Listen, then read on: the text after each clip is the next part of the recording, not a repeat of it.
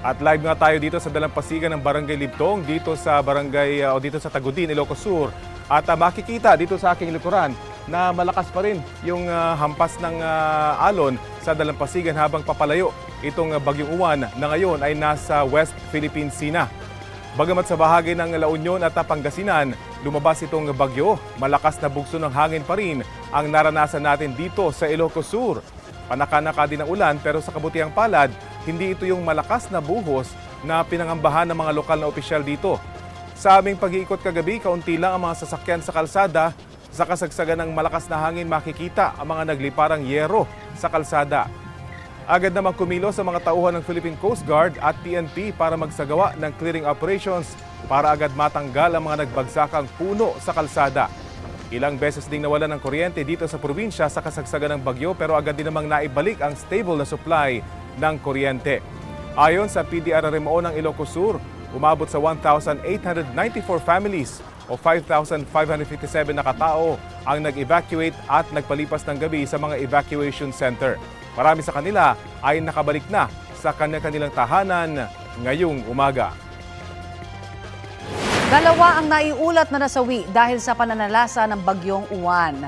Ayon sa Office of Civil Defense, nalunod ang isa sa mga biktima na taga Viga, Catanduanes. Nadaga na naman ng gumuhong estruktura ang isa pa na residente ng Catbalogan, Samar. Sa datos po naman ng National Disaster Risk Reduction and Management Council, dalawa ang naiulat na sugatan. Walang naiulat na nawawala. Mahigit 800,000 kababayan po natin ang nasalanta ng bagyong Uwan.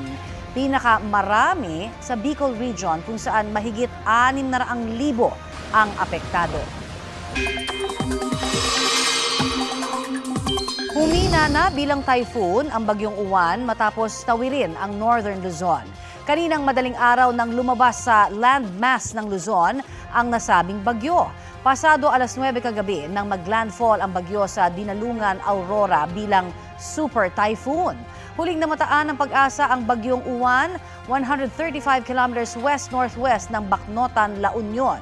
Taglay nito ang lakas ng hangin na aabot sa 130 kilometers per hour at mamayang gabi po o madaling araw bukas posibleng nasa labas na ng Philippine Area of Responsibility ang bagyong Uwan. Sa ngayon, magpapaulan pa rin po ang bagyo sa Luzon at Visayas. Mas makakaasa sa maayos na panahon ang mga taga Mindanao pero posible pa rin po ang mga local thunderstorm. Bago pa man nalalasa ang bagyong Uwan, nagdeklara ng isang taon na State of National Calamity si Pangulong Bongbong Marcos dahil sa pinsala ng nagdaang bagyong Tino. Sa ilalim po ng Proclamation Number 1077 na pinirmahan noong November 5, pabibilisin ang rehabilitasyon at pagbibigay ng tulong sa mga nasalantang lugar. Gayon din ang agarang pagpapatupad ng price ceiling at pagbabawal ng hoarding sa mga pangunahing pangangailangan. Tatagal ng 1 taon ang State of National Calamity, maliban na lang kung babawiin ito ng mas maaga ng Pangulo. Para naman sa bagyong Uwan, sinabi ng Pangulo na naka-full alert ang gobyerno para makaresponde agad sa mga apektado.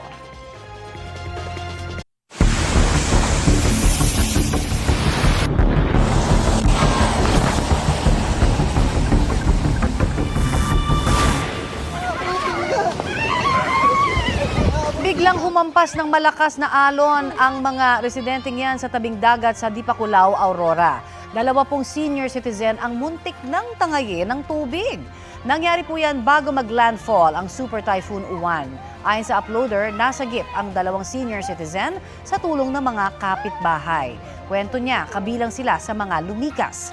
Bumalik lamang daw sila sa kanilang mga bahay dahil may kukunin pang mga gamit. Sa Baler naman, malalaking alon ang namataan sa tabing dagat dahil sa epekto ng bagyong Uwan.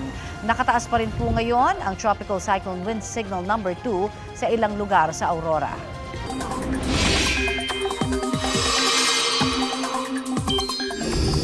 Pinaalerto pa rin ang ilang nating mga kapuso sa banta po ng daluyong o yung storm surge dulot ng bagyong Uwan. Mahigit 3 metro ang taas ng tubig dagat. Ang posibleng rumagasa sa ilang coastal areas ng Batanes, Cagayan, Ilocos Provinces, La Union at Pangasinan. 2.1 hanggang 3 meters naman sa ilang panig ng Antique. Ilocos Region, Cagayan Valley, Central Luzon, Mimaropa at Quezon Province. Posible pong 1 hanggang 2 metrong taas ng daluyong sa ilang coastal areas ng Aklan, Bulacan, Calabarzon, Mimaropa at ng Metro Manila. Paalala po ng Pag-asa, lumayo sa dalampasigan at lumikas sa matataas na lugar.